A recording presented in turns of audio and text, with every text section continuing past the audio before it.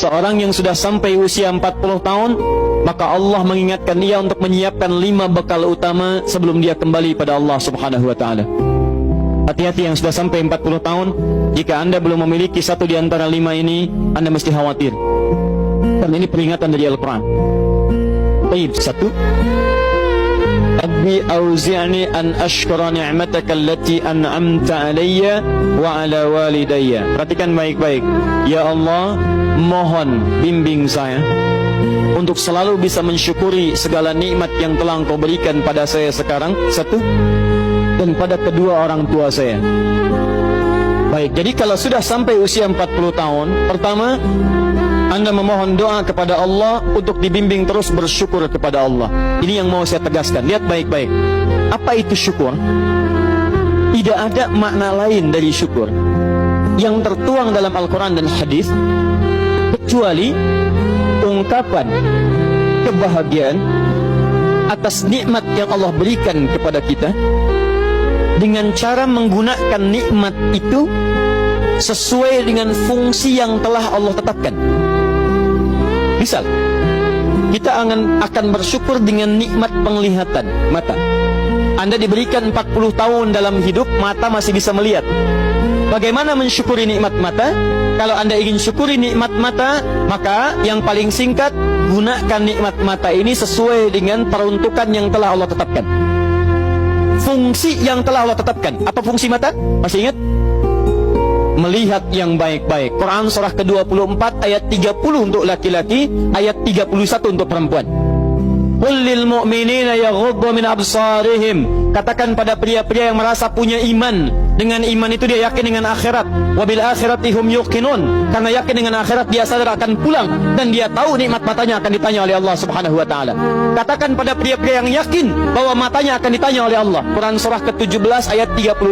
Innas sam'a wal basara wal fuada kullu ulaika kana anhu mas'ula. Setiap pendengaran Anda, penglihatan Anda, plus apa yang Anda fikirkan, satu saat akan ditanya, dipertanggungjawabkan di hadapan Allah Subhanahu wa taala. Karena itu kata Allah, katakan pada orang-orang yang yakin dengan itu semua, ghuddu min absarihim, matanya hanya boleh melihat yang baik-baik saja. Yang tidak baik, palingkan. Ibu juga sama, ayat 31-nya. Wa kullil mu'minati yaghdudna min absarihinna. Katakan pada perempuan yang merasa yakin dengan Allah, yakin akan pulang, yakin akan ditanya, matanya hanya boleh melihat yang baik-baik saja menurut Allah. Yang tidak baik, palingkan. Di ghaddul basar itu bukan nggak boleh lihat, Pak. Ghaddul basar itu silahkan lihat, tapi ketika yang dilihat tidak baik menurut Allah, maka palingkan dari itu semua.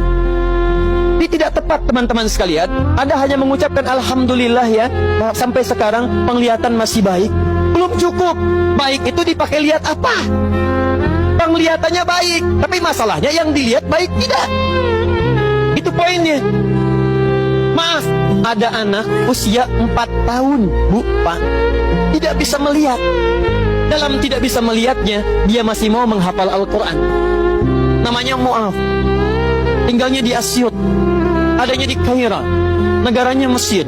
Matanya nggak bisa lihat, tapi dia sampaikan pada bapaknya, Pak, saya ingin menghafal Quran. Saya ingin menghafal Quran. Kata bapaknya, kamu yakin? Saya yakin. Baik, keluarga sederhana, punya cuman motor yang sangat luar biasa tidak bagusnya. Dimodifikasi dashboardnya, menempuh jarak kisaran 20 km. Datang pada syekhnya, bapaknya kemudian membonceng, muadnya di belakang. Teman-teman sekalian, setiap berangkat datang pada syekh, dapat hafalan baru, bapaknya tulis ayatnya, disimpan di dashboardnya. Di jalan lihat ke sini, lihat ke jalan, lihat ke sini, lihat ke jalan. Mu'az bacakan ayatnya, bapaknya mendengarnya. Secara singkat, tiba-tiba setelah itu fasenya berakhir, jadilah anak ini hafal Quran. Yang ngantar belum hafal Quran, yang diantar nggak bisa lihat hafal Quran. Saking mudahnya Al-Quran, yang nggak bisa lihat bisa hafal Quran. Tapi bapaknya dapat pahala dari transferan anaknya. Perhatikan baik-baik. Begitu dibacakan Qurannya, bagus makhrajnya, viral kisahnya. Begitu viral di Timur Tengah, datang reporter mewawancara. Pertanyaan pertama, kalau Adinda diperkenankan oleh Allah untuk bermohon saat ini, apa yang mau dimohonkan kepada Allah? Reporter ini mengira dia akan meminta doa seperti ibunda Imam Al-Bukhari bermohon kepada Allah supaya Al-Bukhari disembuhkan dari butanya. Bu, Pak, Imam Al-Bukhari itu dulu buta. Butanya permanen. Dilahir 2 tahun ayahnya meninggal, 4 tahun buta permanen. Nanti ada satu kejadian di situ, yang dengan kejadian itu ibunya berdoa kepada Allah, anaknya menghafal Quran sampai di surat Qaf, ya, ayat ke-22. Anaknya murajaah ayat, ibunya memohon kepada Allah sambil menangis, sambil tertidur, sampai tertidur. Disitulah kemudian terjadi sesuatu yang luar biasa. Seketika Allah sembuhkan Al-Bukhari kecil, matanya bisa melihat kembali.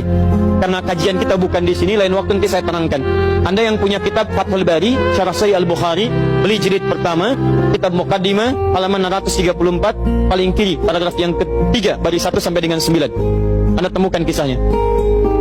Nah, reporter ini mengira ini Mu'adz akan minta kepada Allah seperti Al-Bukhari kecil memohon kepada Allah, matanya bisa melihat lagi. Ternyata lihat baik-baik. Kalau saya diperkenankan bermohon kepada Allah dan permohonan saya dikabulkan, maka pertama saya akan mohon kepada Allah untuk tetap membutakan mata saya sampai dengan kiamat. Ya Rabb, mohon butakan mata saya sampai kiamat, karena dengan buta mata ini saya bisa menghafal Quran. Saya takut ya Allah, kalau saya melihat lagi, mata saya melihat maksiat dan hilang Quran dari hafalan saya. Anda bisa bayangkan, anak kecil 4 tahun, mata nggak bisa lihat, digunakan menghafal Quran. Dan dia takut kalau melihat matanya dipakai maksiat.